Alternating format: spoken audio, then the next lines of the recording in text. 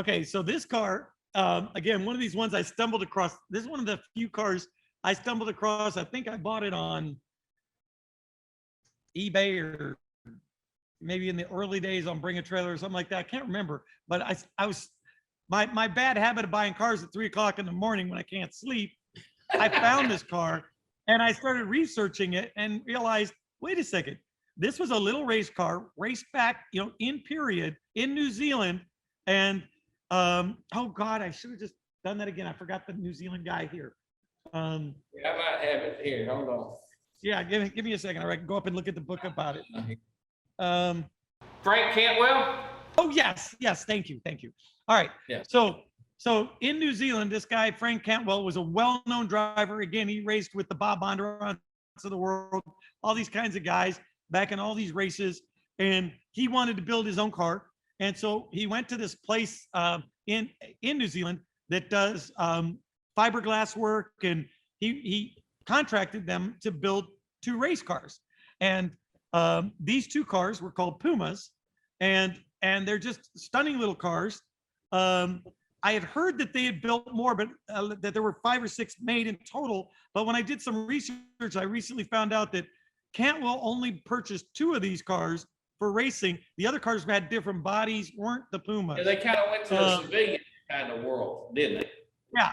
So then one of the 2 race cars was converted to a street car, and I don't know who owns it, somewhere in the world, but this is the only one like this. And this is the one Cantwell drove.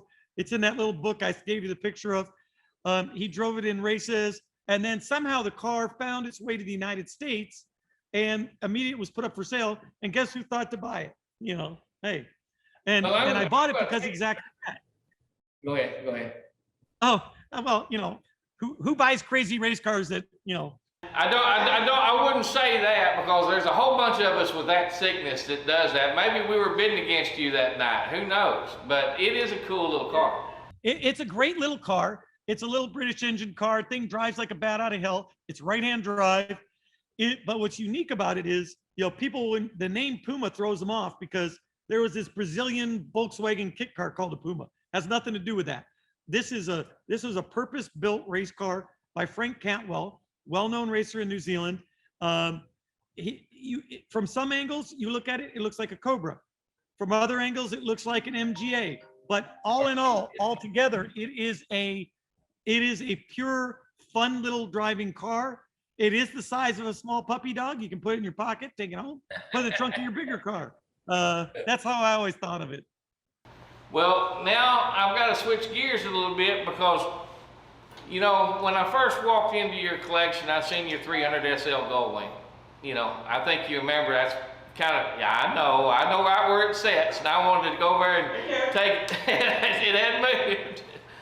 But you've got a personal friend that I didn't know when you sent me the pictures, and something that's really special that you got 3 of, that I'm fortunate enough to have 2, is your little 75 SV1 upgraded Bricklands. And I mean, just the fact that Mr. Brickland, he comes by and visits with you, you have a passion for these cars. They ooze the 70s and 80s. There's just the air over hydraulics. I just think they're a really neat, fun little car. And you wound up, I believe you have even an entire body for one still in a crate somewhere around there. You've got a passion for Bricklands. Tell me about these 2 that we're offering for sale.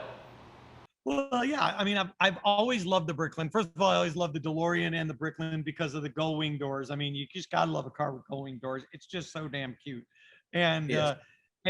But yet when you talk about the Brickland, first of all, it preceded the DeLorean. Most people don't know that.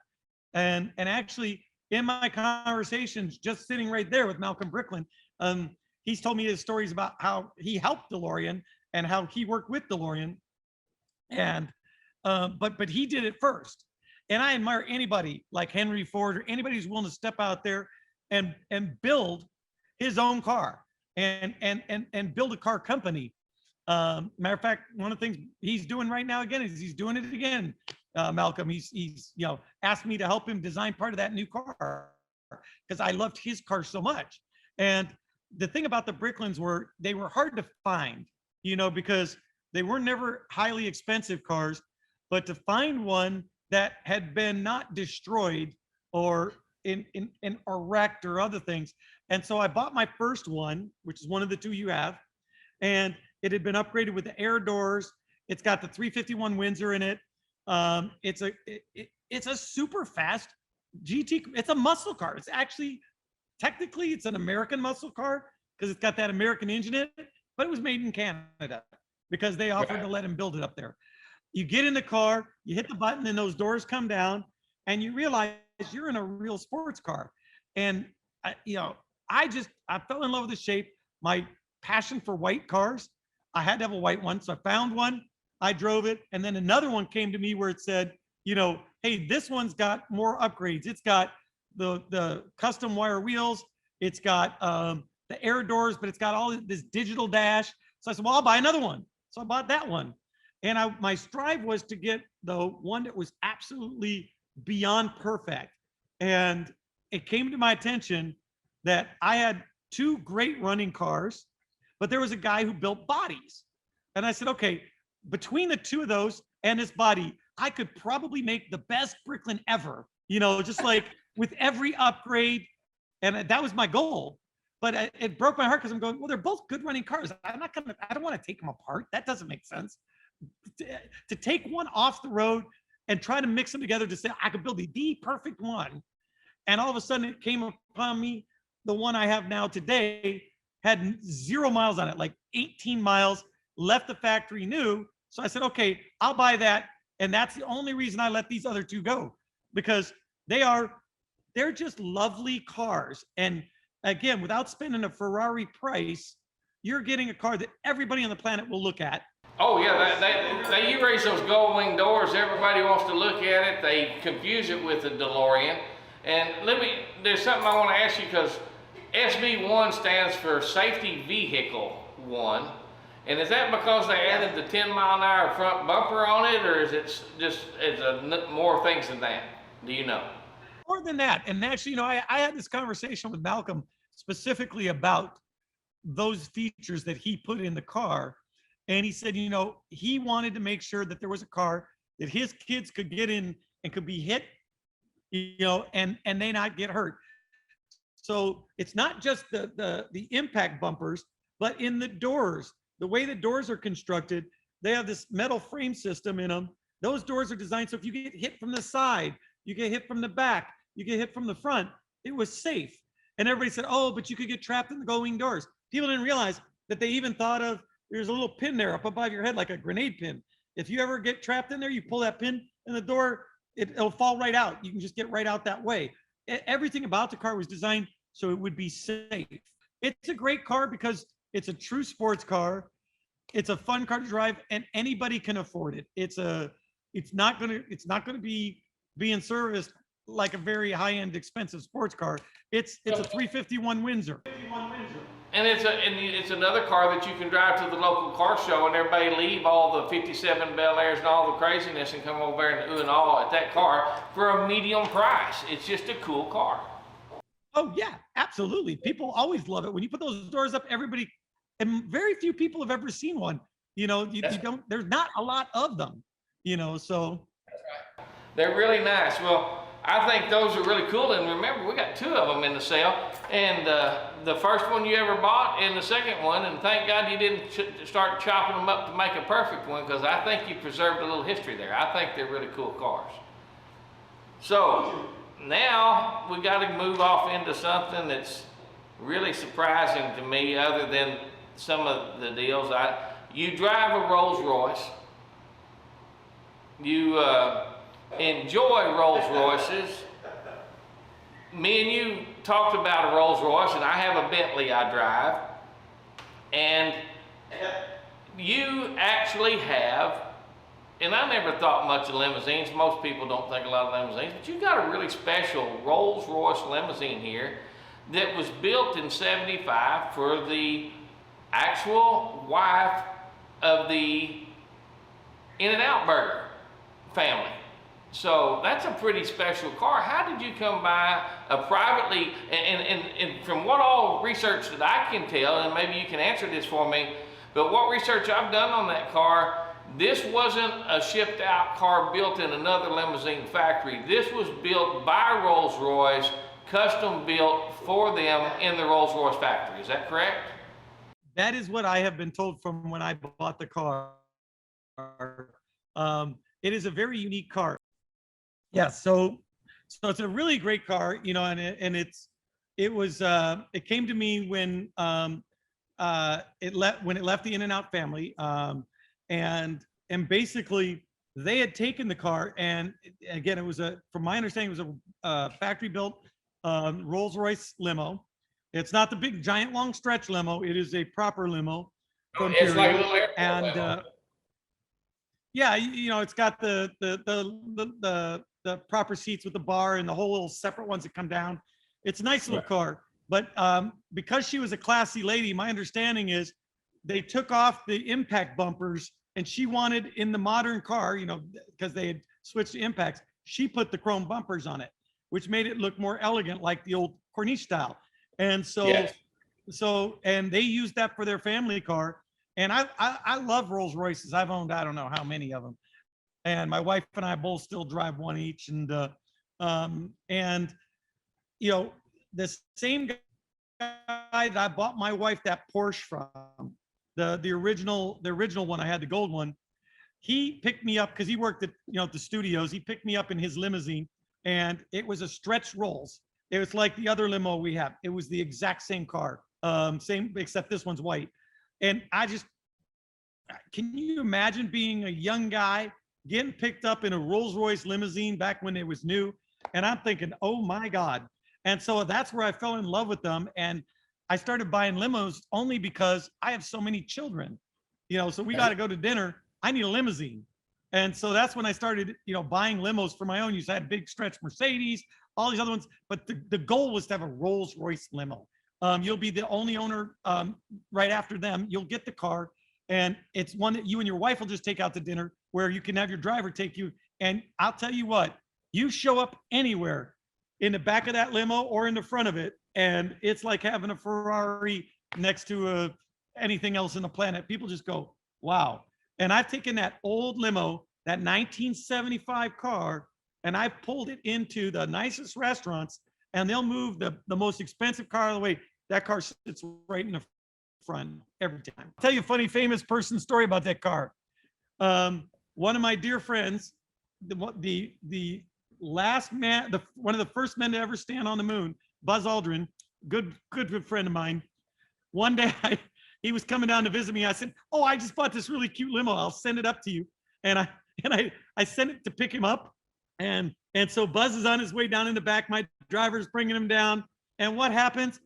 He ran out of gas with Buzz in the back. I'm like, you what? And so I had to send a different limo to go pick him up because my driver ran out of gas with Buzz Aldrin in the back seat. I'm like, you're kidding me, right? And I apologize for years to Buzz. Actually, every time Buzz and I talk about it, he'll be like, don't send that Rolls-Royce limo thing again, because he's afraid it's going to run out of gas. I'm like, oh my God. So, but yeah, so he's probably the most famous person next to the owners. He's the most famous person riding that car. Well, that's a pretty cool story. And I'd be like him. If it run out of gas once, I wouldn't want to get in it too. But it is a really cute little car. I've sat in it, and it is well put together, and it's a comfortable car. And I see how people could like it. I agree with you, or her. She did the right thing by putting the bumpers on it the way she did, because it just makes it elegant and really dressy. It does. What about the 85 Rolls-Royce limo white that you have? You know, it's the stretched one. Is there any significance of that car, or is it just a limousine? Well, again, it was the significance of that car was that's the car that made me fall in love with Rolls-Royces, was basically riding in the back of Glenn Larson's limo. And I spent years again looking for that same exact body style, that look that was a stretch that would be big enough to go out and take my wife and another couple to dinner, sit in the back. And every time I still get in it today, I feel important. I don't know why. It's like when you grow up, and if you were to ask somebody, what's the pinnacle of anything? Well, the pinnacles in sports cars, you think Ferrari. Pinnacle in sort of the rich guy's car would be like, people always thought as that is the Rolls Royce. But to show up in a Rolls Royce limousine, I mean, I was this young kid that rode in the back of that car and felt like I was on top of the world. And that was the whole premise behind that car. And that's why I wanted to own it. Now we got a 1996 Rolls Royce Silver Dawn. They made only 237 of them. Any significance about that one?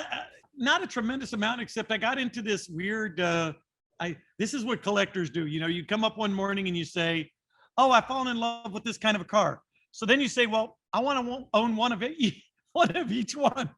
So I bought it because I had the limo version and I wanted the street version. And it's kind of the same thing with the Bentley version, that Bentley Mulsanne. I saw it at a car show and I said, I don't have one of those. And it was so beautiful that I had to have it. And I really wanted to be able to go to a car show. You'll laugh at me. And I lined up all my Rolls Royces.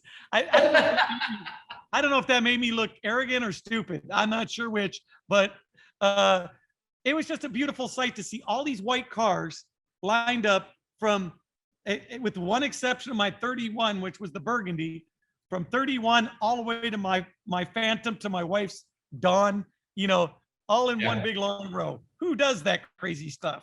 But well, time has come.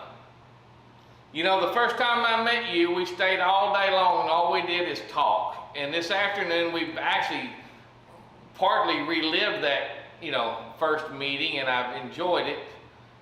We've had to do it digitally because you're such a busy man. When I first met you, we talked about the Gull Wing. I run straight to it. But the next one, the first words you said to me was, that is not for sale, is the one right behind you. And that amazing piece of historical Ferrari history, the 64 275 GTB short nose, is sitting there on a turntable. And I gotta tell you, that is to me one of the coolest, sexiest cars on the planet. We talked about Mick Fleetwood had one earlier. You was telling a story about him driving that very car because he drove your little Dino car, the 308 car.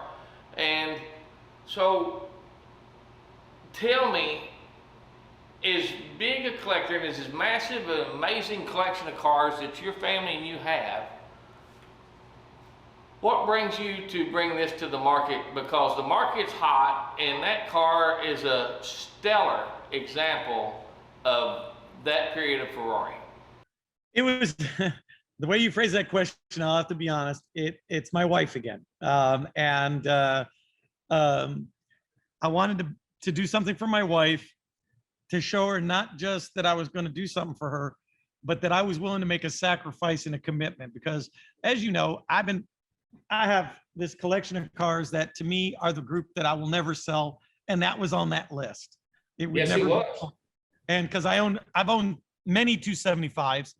I own my one-off 275 GTS you know of. And I'm restoring my other GTB NART Spider, which is the long nose, yeah. This built as a convertible. Yeah, and it was always my vision to keep the three cars together. And there's just a certain point where, when you look at your wife and you say, she thinks you're doing a good thing. Like, I'm revamping. Okay, I'm going to keep just this. I'm doing this.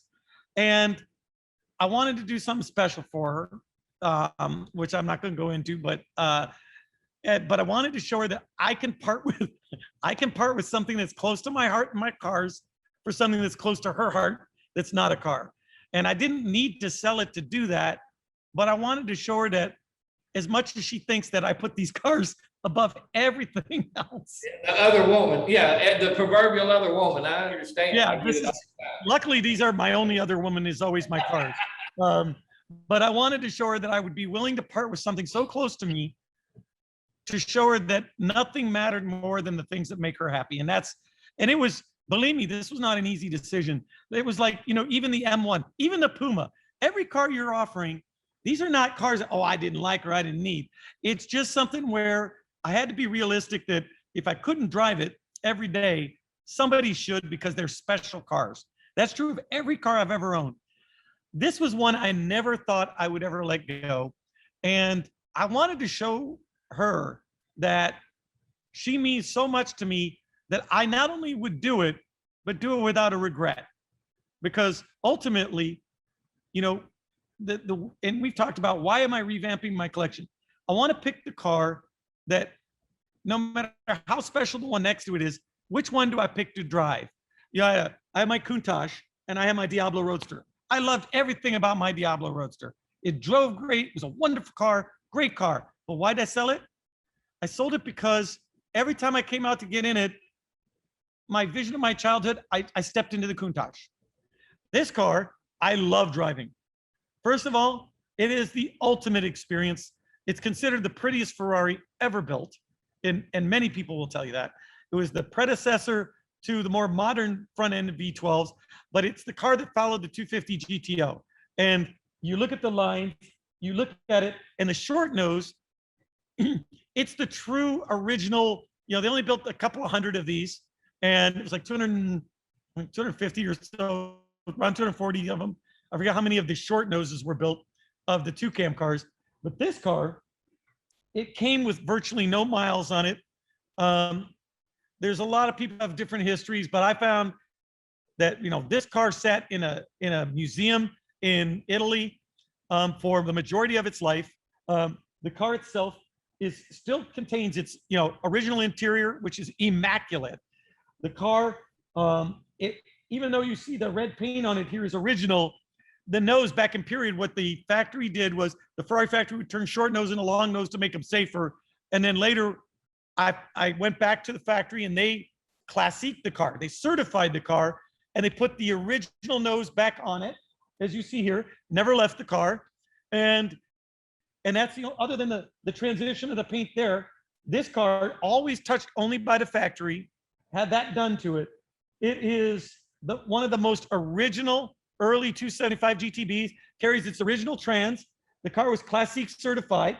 Now, the motor, back in period when they changed the motors, it is not a matching numbers car, but it's got the proper original 275 motor done by the most famous Ferrari guy that does motors on the planet, Roloff, and he did it with the 6 carbs.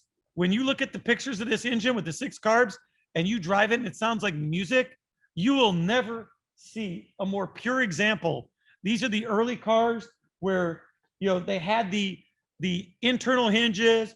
Everything about this car, when you get in it, is Ferrari. This is, I'm almost going to cry because I didn't want to sell this car. Yeah, no, it's just, yeah, it's such a beautiful car. The car also has 6 carburetors. It's got the big motor carburation platform in it as well for the V12, correct? Yeah. It's a Colombo motor with the 6 carbs in it.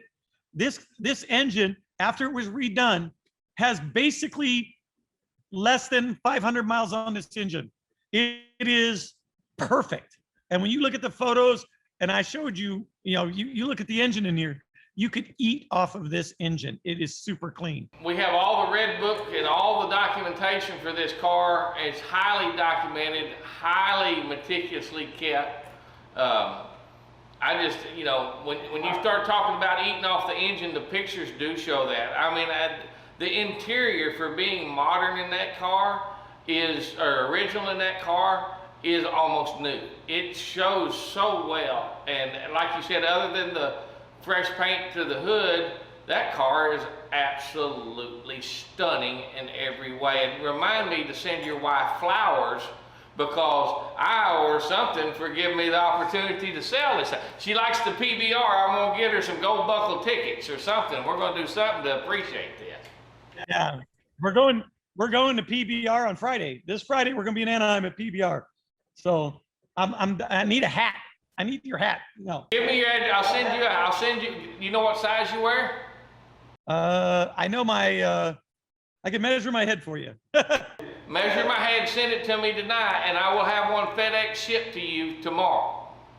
Yeah, thank you. Actually, do me one better. Have one FedEx for my wife, because it's her that did this. Okay, well, I'll do both of you. I'll send you both new hats. I'll send you the size. She's gonna love it. So Yeah, when you look at this car, okay, first of all, there is nothing more sexy. Okay, I don't even, you know me, you don't see a lot. The only red Ferraris I really own are race cars because they should be red. That's right. And That's right. yet this car stands out in all of that. Why? Because that car should be red. I mean, when you look at a 275 GTB on its original, that's its original color. It is, you almost have to drool looking at it. The wire wheels are perfect. These wire wheels are like brand new. I drive this car basically to Cars and Coffee.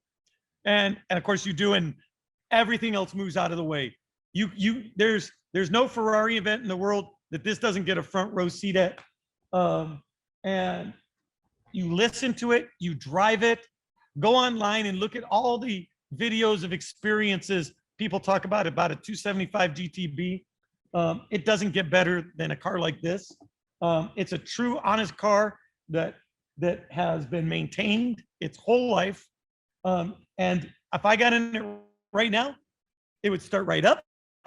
I could drive it anywhere I want to go. I could drive it across country, doesn't matter. Or you can put it on a pedestal like me and spin it around in circles. And it also qualifies for, if you ever want to do anything historic, it'll always qualify. And it's a Ferrari Classic certified. And unlike a lot of the cars that get that certification, where they do it at their dealer and they get the book, it comes to the factory, but you can do it at your Ferrari dealer. This car was Classic certified at the Ferrari factory. I have photos of it in the factory. When I bought the car, it went through the certification process at the Ferrari factory before I took delivery. And so it's, I mean, literally, I can't even hardly say. Like I said, I'm almost going to cry because I never thought I'd sell this car.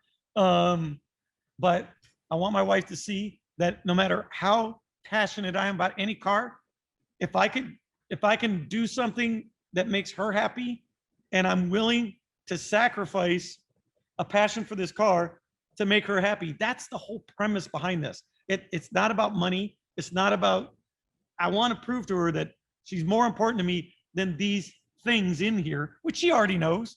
But right. I don't think I think it caught her off guard when I told her. It never hurts to reaffirm those. Yeah, it never hurts to reaffirm those things. Look, I've got to let you go before I talk you out of selling it. So I'll be honest. It's the hardest car for me to let go in my collection. And I never intended to do so, but I will say you're the guy that I trust to do that. And, and we won't have to go into names. Every major high-end car guy has asked me for this car to sell it. And I've turned down every single one. So it is my trust in you that I'm hoping this goes to someone who will have the passion for the car like I do. And when we do our next big 275 tour, it was one of the most famous Ferrari events ever, which I took my GTS on before I owned this car, is a tour where we go and do all these special events with 275 owners, the most elite tour you can do. We're going to replicate that tour here in California in 3 years. This car will get a special invite to that event, which is a very exclusive event for a Ferrari 275. So I just hope it goes to someone who loves it as much as I do. I'm pretty confident it will, and we do appreciate your vote of confidence for us. Thank you, and Dr. Anthony Nobles, we appreciate you and your family. We're going to conclude today with, where's my beer assistant? I need another beer. It's done. We done drank one here. Hold on, let me pop a top so we can send the end of the day out here. All right, I'm a 2 and go home kind of guy. So here's my 2. Cheers to you. Don't forget to send me those hats or those sizes. I will do that right after we get done. Please do that. I'll have that done first thing in the morning so you'll have it. Because I got to get them. Because I'd hate to show up. I'd hate to show up at PBR with a baseball cap. That would look bad. I don't want you to do that. That's why you let me know. I'll have it FedEx priority tomorrow to wherever it is to you so we can get it. Okay? You got it, my friend. Thank you. Thank you, sir. Good night. Good night. Thanks, JD. Take care. Thank you, sir. Good seeing you.